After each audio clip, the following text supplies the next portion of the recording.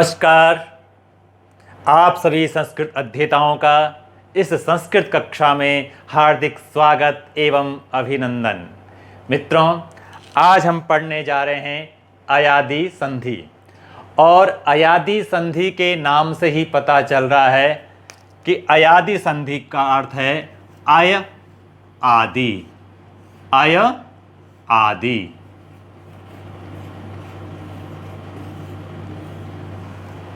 ऐसी कोई संधि जिसका प्रारंभ अय से होगा।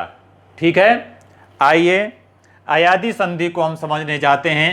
और समझने जाने के साथ साथ जो लोग परंपरागत ढंग से संस्कृत पढ़ रहे हैं उन्हें आवश्यक है कि सूत्र लिखें। एचो यवा यावः, उनको सूत्र लिखना चाहिए। एचो यवा यावः। लेकिन जो सीबीएसई बोर्ड से 8th 9th 10th में हैं उन बच्चों को इस सूत्र की लिखने की आवश्यकता नहीं है। अब आते हैं हम अपने नियम पर। नियम को समझाने के साथ साथ सबसे पहले आपको प्लस का चिन्ह याद होगा। पूर्व में ए हो, पर में कोई भी स्वर हो, स्वर पर में कोई भी स्वर हो तो ए को अय हो जाएगा। ठीक है, और बाद वाला स्वर वैसा का वैसा ही उतर जाएगा। अगर यहां आ था तो बन जाएगा आपका आय। यहां पर मैं संस्कृत के आचार्यों की बात नहीं कर रहा हूं, संस्कृत के शिक्षकों की बात नहीं कर रहा हूं, लेकिन मैं बहुत से हिंदी के शिक्षकों को जानता हूं और बहुत सी हिंदी की ग्रामर बुक में यहां पर भी वो असमान स्वर लिखते हैं कि पूर्व में ए हो और पर में असमान स्वर हो। मैं कहना चाह रहा हूं, जो लोग अयादि संधि में अपने छात्रों को असमान स्वर पढ़ा रहे हैं वो कहीं न कहीं उनको नियम की जानकारी नहीं है। अयादि संधि में असमान स्वर नहीं होता है। यहाँ कोई भी स्वर हो सकता है, कोई भी ए भी समान स्वर होने पर भी, असमान स्वर होने पर भी, अर्थात यहाँ पर असमान स्वर का नियम नहीं है। ये आप जरूर याद रखिए, यदि आप हिंदी पढ़ते हैं तो भी और संस्कृत पढ़ते हैं तो भी। अब हम उदाहरण के द्वारा आपको समझाना चाह रहे हैं। ये आपने लिख लिया होगा, इसको लिख लीजिए।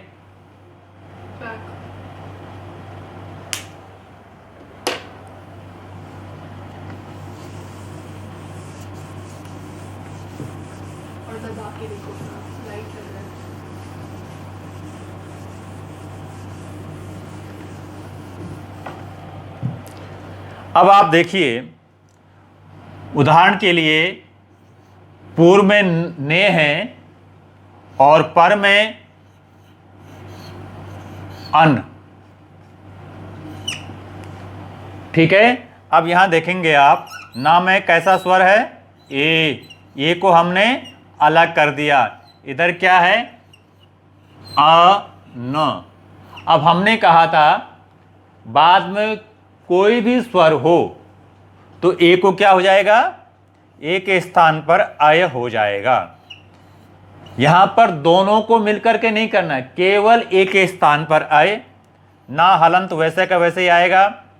इधर अन। समझ में आया। अब आपको वर्ण संयोग करना है। न, य, आ मिल गया, पूरा हो गया, नयन। ठीक है, समझ में आया। इसको आप नोट डाउन कर लीजिए। दूसरा उदाहरण फिर समझाता हूं मैं आपको। लिख लिया आपने, लिख लीजिए, शाबाश।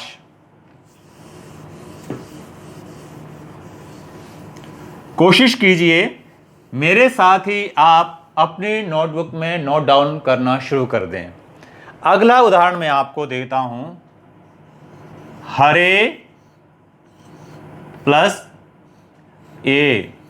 जो संस्कृत के विद्यार्थी हैं उनके लिए नियम बहुत जरूरी है, हिंदी वाले लिख सकते हैं, समझ सकते हैं। अब हरे, रा हलंत कर दिया आपने, क्या निकला? ए। बाद में क्या है? ए। अब देखें समान स्वर हो गया ना सामने, और समान स्वर होने के कारण से यहां पर भी नियम वही लागू होगा। हर, एक स्थान पर क्या करेंगे आप? आय। और इधर क्या है? ए। ठीक है। अब यहां पर वर्ण संयोग आप करेंगे। वर्ण संयोग करेंगे, ह, रा में पूरा अ, या में एक की मात्रा, बन गया आपका हरये, अर्थात चतुर्थी विभक्ति का एक वचन। समझ में आया? यस, बहुत सुंदर। अब मैं आपको कुछ उदाहरण दे रहा हूं, उन उदाहरणों को आपको करना होगा। ये आपने लिख लिया है, उम्मीद है आपने लिखा होगा। धन्यवाद।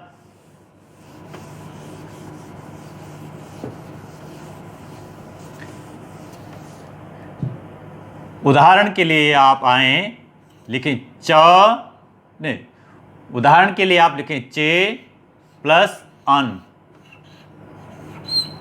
ठीक है। जे प्लस अह, सम, जे प्लस अह,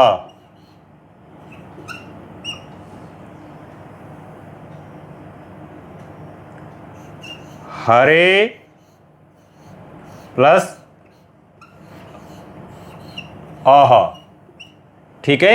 ये 4 उदाहरण मैंने आपको बता दिए हैं। इन उदाहरणों को आप करेंगे तो आपको अयादी संधि में कोई भी दिक्कत नहीं आएगी। लेकिन क्या करना होगा आपको? प्रैक्टिस, प्रैक्टिस और प्रैक्टिस। मिटा दूं?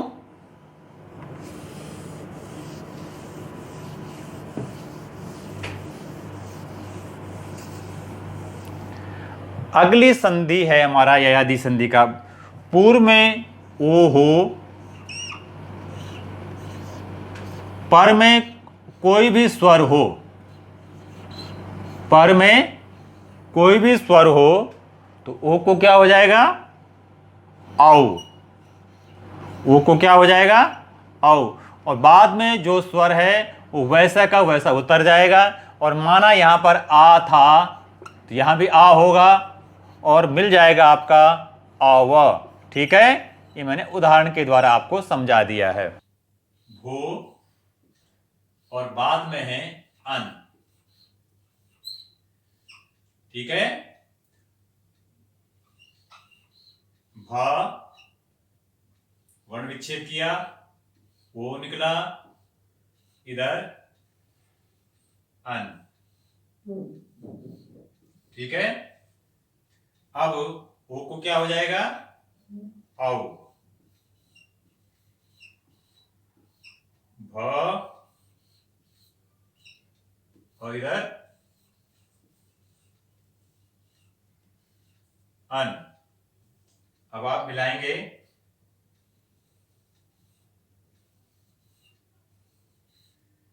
बना आपका भवन। ठीक है। लिख लीजिए, आप नोट डाउन कर लें। तो आपको ये चीज अभी प्रैक्टिस के लिए एक दूसरा उदाहरण दूंगा, उसे आप प्रैक्टिस करेंगे तो अयादी संधि आपकी हमेशा हमेशा के लिए आपको स्पष्ट हो जाएगी, समझ में आ जाएगी। अगला उदाहरण है,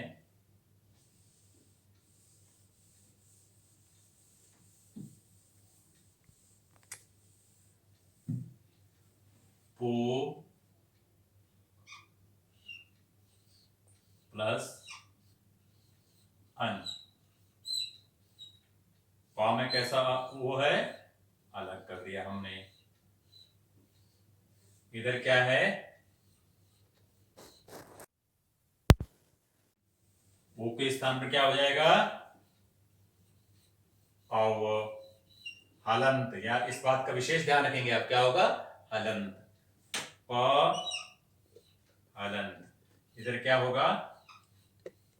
अन। क्या बन जाएगा? प व न। ठीक है, ये समझ में आ गया आपको? चलो अगला, मैं आपके लिए अभ्यास के लिए, प्रैक्टिस के लिए आपको कुछ उदाहरण दे रहा हूं, उसको आप नोट डाउन कर लें, उसकी प्रैक्टिस करें।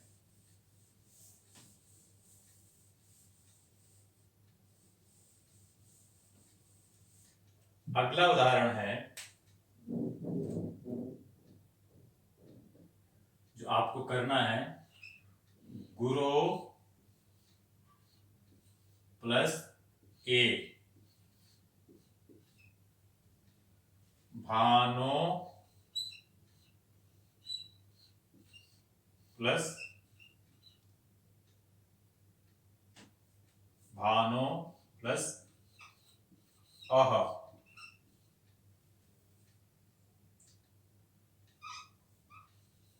भो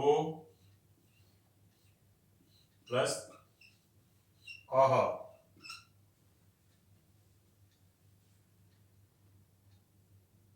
लो प्लस अन, भो प्लस अति। ठीक है, दिखाई दे रहा है? साफ समझ में आ रहा है? ठीक है, तो आप जरा अच्छी तरह से इसकी प्रैक्टिस कर लें। ठीक है, लिख लिया आपने?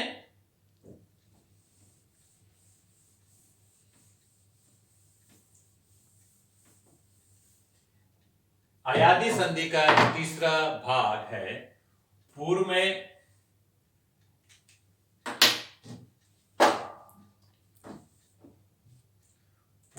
ऐ हो,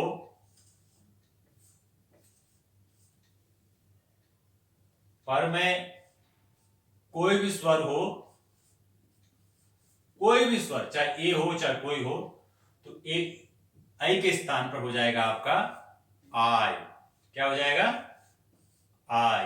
और अगर स्वर आ था तो यहां भी अ उतर जाएगा और आपका बन जाएगा आय। ठीक है, समझ में आया? उदाहरण के लिए मैं आपको कुछ उदाहरण को समझाने के लिए कुछ प्रैक्टिस दे रहा हूं, यहां पर कर रहा हूं।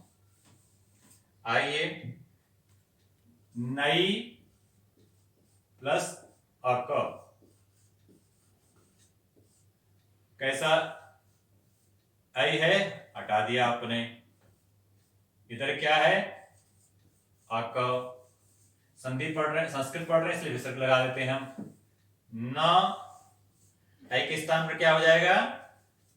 बोलो, शाबाश, आय। इधर क्या है? अकह।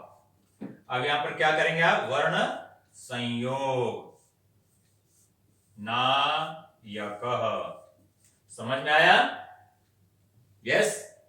चलो अगला उदाहरण मैं एक दूसरा देता हूं, ताकि आपको अच्छी तरह से समझ में ये चीजें आ जाए। Black pen.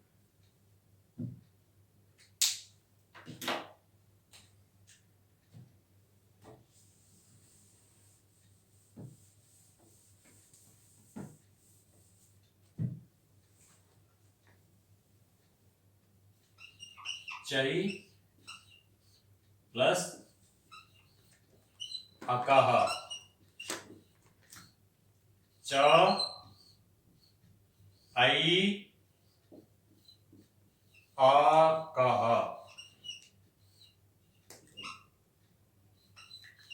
ऐ में कैसा हो जाएगा?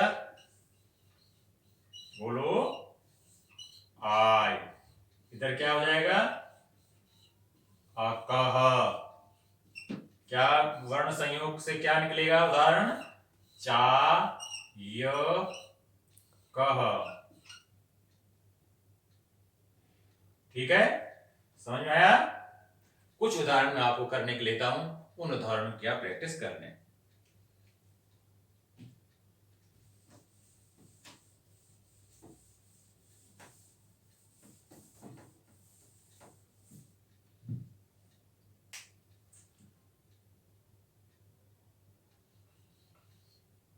हरयि प्लस इति, ठीक है। नद्यई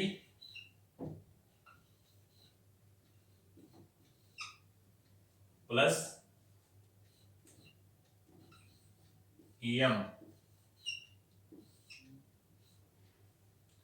बालिकायै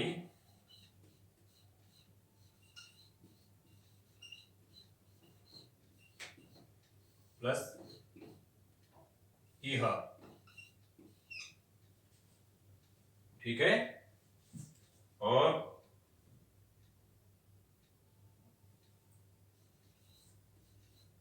लतायै प्लस ईर्षा। ये 4 उदाहरण आप कर लें, ठीक है। इसमें कुछ है जो मैं आपको लोपः शाकल्यस्य के नियम बाद में समझाऊंगा, अभी आप इसको समझ लीजिए, ठीक है। चलिए अगला एक और हमारा भाग बच गया है अयादी संधि का, इसको नोट डाउन कर लें, इसकी प्रैक्टिस कर लें।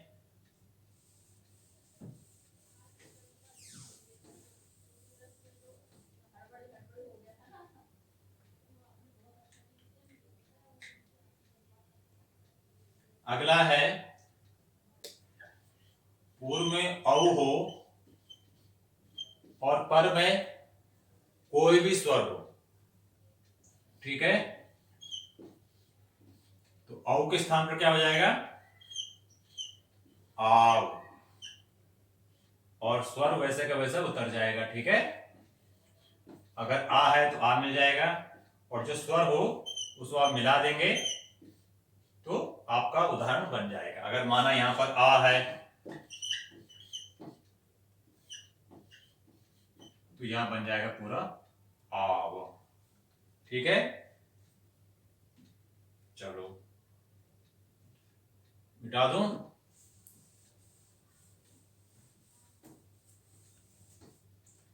अगला है भौ प्लस अकाह,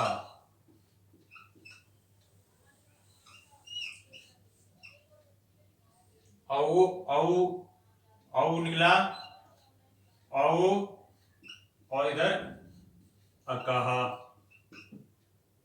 भ औ को क्या हो जाएगा? बोलो साहब, हाँ आओ। इधर क्या है? अकाह, क्या है इधर? अकाह, मिलके क्या बनेगा? भा व कह। समझ में आया?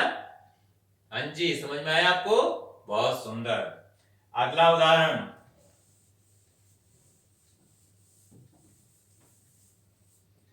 अगला उदाहरण है पौ प्लस अकाह, प औ अकाह, प औ को आव, अकाह, वर्ण विच्छेद करा है आपने, अब क्या संयोग करो? पा व कह, ठीक है जी। अब आपको कुछ उदाहरण दे रहा हूं, उन उदाहरणों की आप प्रैक्टिस करेंगे, अभ्यास करेंगे, और अगर आपने इन सभी नियमों का पालन किया तो मैं गारंटी के साथ कह सकता हूं कि आपको कोई भी दिक्कत नहीं आने वाली। मिटा दूं? चलो शाबाश।